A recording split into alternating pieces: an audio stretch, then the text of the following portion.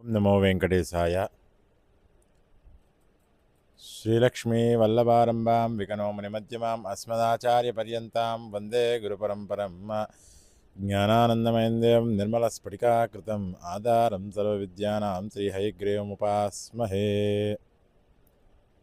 మనకి భగవానుడు తెలియజెప్పిన 9 భక్తి మార్గాలు అనేవి ఏమిటయా అంటే శ్రవణము, కీర్తనము, స్మరణము, సఖ్యము, అర్చనము, ఆత్మనివేదనము, వందనము, పదసేవనము. ఈ 9 భక్తి మార్గాలలో మనం ఏ విధమైనటువంటి భక్తి మార్గాన్ని అనుసరించి అందులో యందు స్వామి తత్వాన్ని మనం ప్రస్ఫుటించుకునే ఎడల సర్వదా భగవానుడే మన యందు ఉండి సమస్తాన్ని కూడా రక్షింపదలుస్తూ ఉంటాడు. భగవత్ కథా శ్రవణంలో భాగంగా ఏకాదశి తిథి యొక్క ప్రాముఖ్యత, ఏకాదశి తిథి ఏ విధంగా ఆవిర్భవించినది, అంతటి ఉన్నటువంటి పురాణ వృత్తాంతం ఏమిటనేది మనం తెలుసుకుందాం ఈనాడు. ఎందువలన అంటే మనం మన భావి తరాలకు మన యొక్క పురాణ వైశిష్ట్యముల యొక్క విశిష్టతను తెలియజెప్పగలగాలి. ఏకాదశి తిథి కేవలం ఒక తిథి మాత్రమే కాకుండా దాని వెనక ఉన్నటువంటి ఆంతర్యము, అంతటి ప్రాభవము అంతటిని కూడా ఇప్పుడు మనం తెలుసుకుందాము.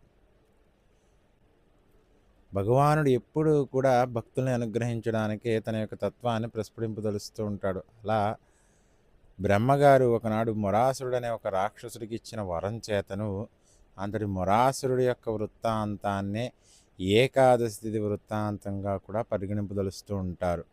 ఏమిటయ్యా అంటే ఈ యొక్క విషయంలోకి వెళితే మొరాసురుడు అనే ఒక రాక్షసుడు ఉండేవాడు ఇదివరకున. ఆ మొరాసురుడు అనే రాక్షసుడు ఎప్పుడూ కూడా దేవతల యొక్క యజ్ఞ యాగాదులనేవి భంగం చేయదలుస్తూ అనునిత్యము కూడా ధర్మానికి విఘాతం కలిగిస్తూ ఉంటూ అధర్మపైనటువంటి కార్యక్రమాలనేవి చేయదలుస్తూ ఆద్యంతము కూడా అసుర ప్రవృత్తిని కలిగి ఉండేవాడు.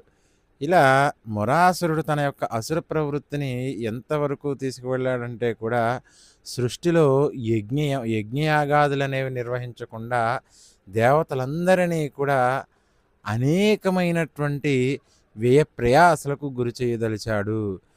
తన హింసను భరించలేక ముల్లోకాలలో ఉన్నటువంటి దేవతలందరూ కూడా వైకుంఠానికి చేరుకున్నారు.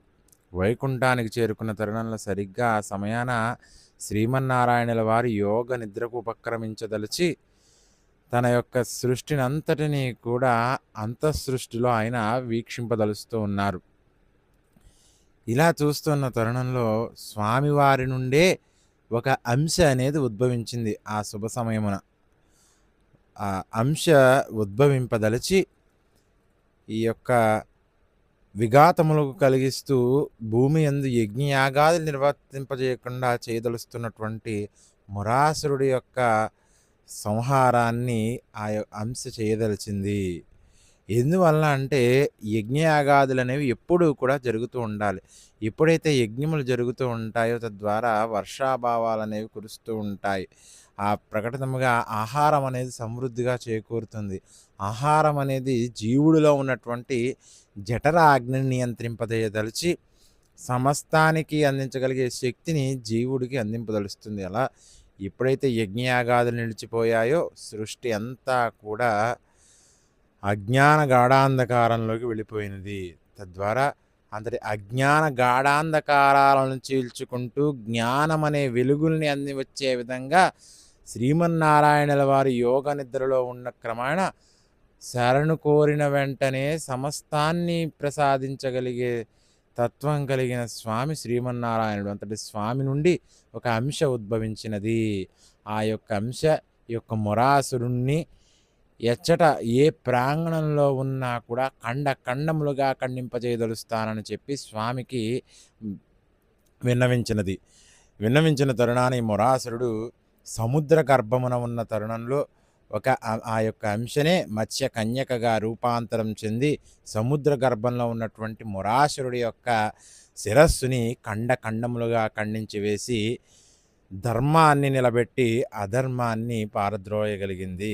అందుకనే మనకి భగవద్గీతా సారంలో కూడా ఉంటుంది ఎప్పుడూ కూడా యదా యదా హి ధర్మస్య గ్లానిర్భవతి అభ్యుదానమధర్మస్య తదాత్మానం సృజామ్యహం. పరిత్రాణాయ చ సాధూనాం వినాశాయ చ దుష్కృతాం ధర్మ సంస్థాపనార్థాయ సంభవామి యుగే యుగే. ఎక్కడైతే ధర్మానికి విఘాతం కలుగుతూ ఉంటుందో, ఎక్కడైతే ధర్మం అనేది నశింపబడుతూ ఉంటుందో ఖచ్చితంగా అక్కడ పరమాత్మ ఉద్భవింపదలుస్తూ ఉంటాడు. ధర్మం అనేది ఎన్నిసార్లు నశించినా పరమాత్మ ఆ ధర్మాన్ని నిలబెట్టుటకు అవతరించి జనులందరినీ కూడా సంరక్షింపదలుస్తూ ఉంటాడు. ఈ విధంగా ఆనాడు ఆ యొక్క అంశనే స్వామివారు ఏకాదశి తిథిగా ఆమెకు వరాన్ని అందింపదలిచారు.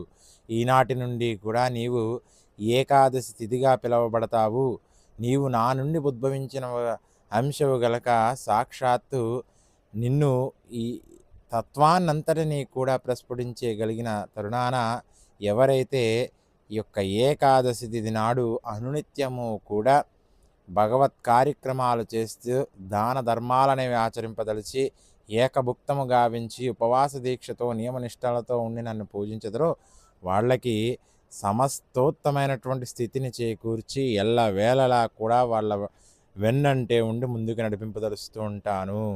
ఈ విధంగా ఏకాదశి తిథి అనేది ఈనాటి నుండి కూడా సమస్త సృష్టికి కూడా నా యొక్క ప్రీతికరమైనటువంటి తిథిగా పరిగణింపబడుతుంది. అందుకనే ఎవరైతే ఏకాదశి తిథి నాడు శ్రీమన్నారాయణ యొక్క నామాన్ని జపించిన, శ్రీమన్నారాయణ యొక్క భగవత్కీర్తన చేయదలిచిన, శ్రీమన్నారాయణ యొక్క సఖ్యంలో ఉన్న స్వామివారి పాదసేవనం గావించిన, స్వామికి అర్చన గావించిన, స్వామికి కనీసం నమస్కారాది తత్వాలతో వందనాన్ని అర్పించినా కూడా భగవానుడే మన యందు ఉంటాడు.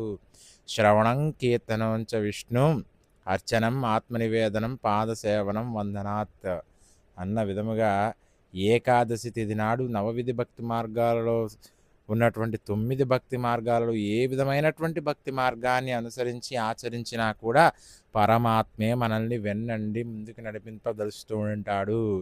సృష్టిలో పరమాత్మను చేరేందుకు ఉన్నటువంటి ఏకైక మార్గము ధర్మ కార్యాచరణ. నీవు నీ యొక్క ధర్మాన్ని నిర్వర్తించిన ఎడల నీవు నిర్వర్తించిన ధర్మమే ఖచ్చితంగా పరమాత్మకు చేరువుగా చేర్చదలుస్తూ ఉంటుంది. అందుకనే మనకి ఎప్పుడూ కూడా మన బ్యాంకు బ్యాలెన్స్లో ఏ విధంగా ధనం అనేది ఉంటుందో భగవదారాధనకు ప్రతీకగా ఉండేటువంటి బ్యాంకు బ్యాలెన్స్ ఏమిటయ్యా అంటే ధర్మాన్ని ఆచరించడం. ఎప్పుడైతే మనం సత్కర్మలు అనేవి చేయదలుస్తూ ఉంటామో, సన్మార్గంలో ఉంటామో, మన ఈ యొక్క పుణ్యము అనే ఒక విధానమైనటువంటి తత్వం పెరుగుతూ ఉంటుంది. తద్వారా ఎప్పుడైతే ఈ యొక్క పుణ్యం అనే భావం కలిగి సమస్త సృష్టికి కూడా ఒక సానుకూలమైనటువంటి శక్తిగా మారి భగవంతుని యొక్క అనుగ్రహం మనల్ని రక్షింపదలుస్తూ ఉంటుంది. అలా తెలుసో తెలియక చేసిన పాపకార్యములు కూడా భగవన్నామస్మరణను చేసిన ఎడలా కూడా భగవానుడే అన్నిటినీ కూడా నశింపజేసి మానవుణ్ణి ధర్మ మార్గం వైపుగా నడిపింపదలుస్తూ ఉంటాడు. ప్రస్తుతం మన ఈ యొక్క కలియుగం ఏమిటయ్యా అంటే కూడా అరిషడ్ వర్గాలైనటువంటి కామము, క్రోధము, మదము, మాత్సర్యము, లోభాదిరాహిత్యాలనేవి మానవుణ్ణి ఎప్పుడూ కూడా సతమతమయ్యే విధంగా చేస్తూ ఉంటాయి. వాటి నుండి బయటపడవేసి ఇంద్రియ నిగ్రహం కలిగి సమస్తాన్ని కూడా ప్రసాదించగలిగే శక్తి శ్రీమన్నారాయణ యొక్క భగవన్నామానికి ఉన్నది. అందుకనే ఎవరైతే భగవన్నామాన్ని ఉచ్చరింపదలుస్తూ ఉంటారో, అనునిత్యము భగవంతుని యొక్క లీలా మహత్యాలను తెలుసుకుంటూ ఉంటారో, భగవానుడి యొక్క తత్వాన్ని శ్రవణం గావిస్తూ ఉంటారో, సర్వదా కూడా సద్బుద్ధి అనేది చేకూరి సన్మార్గం అనేది సిద్ధించి సత్కర్మలు అనేవి ఆచరణలోకి తీసుకువస్తాయి. ఇలా ఎప్పుడూ కూడా భగవంతుని యొక్క నామాన్ని పలుకుతూ ఆద్యంతము కూడా స్వామినే స్మరిస్తూ ఉండగలగాలి. ఈ విధంగా ఏకాదశి తిథి అంతటి శక్తివంతమైనది. కావున ప్రతి మాసము వచ్చే ప్రతి ఒక్క ఏకాదశికి ఒక్కొక్క విశిష్టత ఉంటుంది. అలా ఏకాదశి తిథి నాడు సాధ్యమైనంత వరకు కూడా శ్రీమన్నారాయణ ఆలయానికి వెళ్ళి స్వామి యొక్క నిశ్చలానందమైనటువంటి మూర్తిని దర్శించండి. లేదా మనం ఏ పని అయితే చేస్తున్నావో ఆ పని యందు పరమాత్మ ఉన్నాడని భావించండి. కర్మణ్యేవా అధికారస్తే మా ఫలేషు కదాచన మా కర్మఫల హేతుర్భూర్మ సంజ్ఞోతే అస్వకర్మాణి అన్న ప్రథమగా నీ కర్తవ్యాన్ని నీవు నిర్వర్తించే కర్తవ్యంలోనే ధర్మాన్ని ఆచరించు, ధర్మాన్ని ఆచరించే క్రమంలోనే పరమాత్మను స్మరించు. ఖచ్చితంగా నీ యందు ఉండి స్వామే సకలాన్ని కూడా సంరక్షింపదలుస్తూ ఉంటాడు. ఇది ఏ సత్యం, ఇది ఏ సత్యము. అవునా? అందరూ కూడా ధర్మ మార్గాన్ని అనుసరింపదలచండి. జీవన గమనంలో భగవంతుని యొక్క ఆరాధనను భాగం చేసుకోదలచండి. సర్వము కూడా పరమాత్మే మనల్ని రక్షింపదలుస్తూ ఉంటాడు. సర్వే జనా సుఖినో భవంతు, సమస్త సన్మంగళాని భవంతు, నిత్య శ్రీరస్తు, నిత్యమంగళాని భవంతు. స్వస్తి.